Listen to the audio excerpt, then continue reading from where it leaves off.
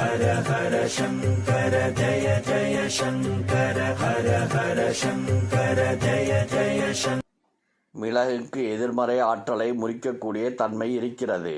அந்த காலத்தில் வாழ்ந்த ராஜாக்கள் பகைவர்களுடன் பழகும்போது, எதிரி நாட்டிற்கு செல்லும்பொழுதும் தங்களுடன் கண்டிப்பாக மிளகினை எடுத்து செல்வார்களாம்.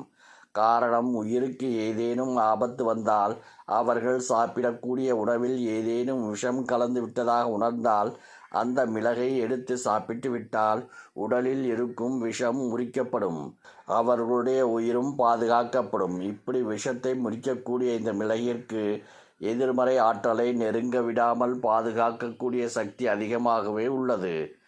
ஒரு வெள்ளை துணியில் 5 மிளகினை கட்டி எப்போதுமே நம்முடைய கையில் பாக்கெட்டில் வைத்துக்கொள்வது மிக மிக நல்லது. மிளகு கெட்டுப்போகக்கூடிய பொருள் அல்ல.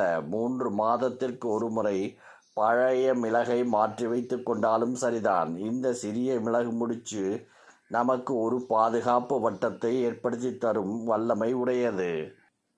மேலும் கடன் பிரச்சனை தீர்வதற்கு, பண வரவு அதிகரிப்பதற்கு, நம்மை சுற்றி இருக்கும் எதிர்மறை ஆற்றல் விலகுவதற்கும் மிளகை பயன்படுத்தலாம். அது எப்படி என்பதை தெரிந்து கொள்ளலாம்.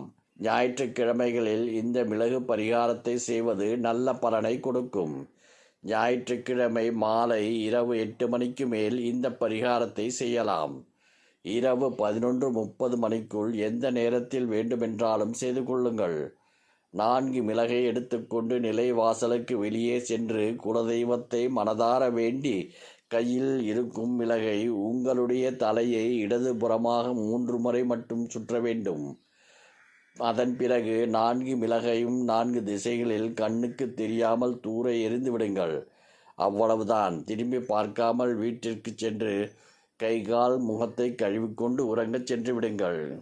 அதற்கான பலன் உங்களை தேடி வரும். இந்த பரிகாரத்தை 3 வாரம் ஞாயிற்றுக்கிழமை செய்தால் உங்களுக்கு இருக்கக்கூடிய பண கஷ்டத்திற்கு ஏதாவது ஒரு வகையில் விமோச்சனம் கிடைக்கும். அதே சமயம் கடன் பிரச்சனை தீர்வதற்கான பல வழிகள் உங்கள் கண் முன்னே நிற்கும். நம்பிக்கை உள்ளவர்கள் முயற்சி செய்து பார்த்து நல்ல பலனை பெறுங்கள். ஹர ஹர சங்கர ஜய ஜய சங்கர ஹர ஹர சங்கர ஜய ஜய சங்கர.